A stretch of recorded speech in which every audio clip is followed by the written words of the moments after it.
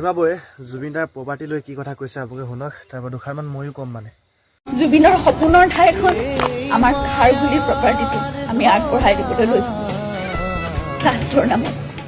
তো খাৰঘুলিৰ সেই প্ৰপাৰ্টিটো য'ত জুবিনৰ বহুত আশা তাত জড়িত হৈ আছিল, সেইখিনি জুবিনৰ নামত হোৱা সামাজিক সাংস্কৃতিক ভাল কামবোৰৰ, মানুহৰ বাবে কৰা কামবোৰৰ বাবে, কাৰণ জুবিন এজন মানুহৰে মানুহ আছিল।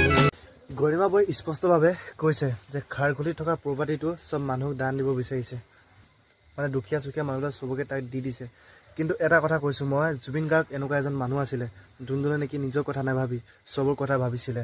আৰু তেওঁ এতিয়া যোনখিনি মৰি গ'ল বাৰু, তেওঁ মৰি গ'লেও এতিয়া চাওক, মৰি যোৱাৰ পাছতো তেওঁ গৰিমা বৈ প্ৰপাৰ্টি চাওক একো বিচৰা নাই। দেখিছে নহয় আপোনালোকে, মৰম চেনেহ আৰু ভালপোৱা এনেকুৱা হ'ব লাগে যি নেকি তেওঁ প্ৰপাৰ্টি চব দুখীয়া মানুহক ইমানখিনি দিলে, কিন্তু এই বস্তুটো তেওঁ নেকি দুখীয়া মানুহক দান দিছে। তেতিয়াহ'লে ভাবি চাওক তেওঁ মানুহজন কেনেকুৱা আছিলে।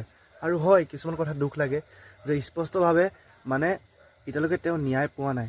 ন্যায় মানে ধৰি লওক আৰু কি ক'ম, দুখে লাগিছে সেইটো কথা শুনি পিনা। যি নেকি বৌয়ে এষাৰ কথা কৈছে, কালি কৈছে, এইটো কালিৰ ভিডিঅ' হয়, মই আজি যি নেকি অলপ চালোঁ ভিডিঅ'টো, চাওঁতে মানে যিখিনি কথা মই বুজি পালোঁ সেইখিনি কথাই কৈছোঁ যে জুবিন গাৰ্গ জীয়াই থাকোঁতে যেনেকুৱা আছিলে, এতিয়া মৰি যোৱাৰ পাছতো তেওঁ বস্তু একো মানে নাইকিয়া হৈ গৈছে। মানে যি নেকি চব বৌয়ে দান দি দিছে, এইটো বহুত ভাল কাম কৰিছে।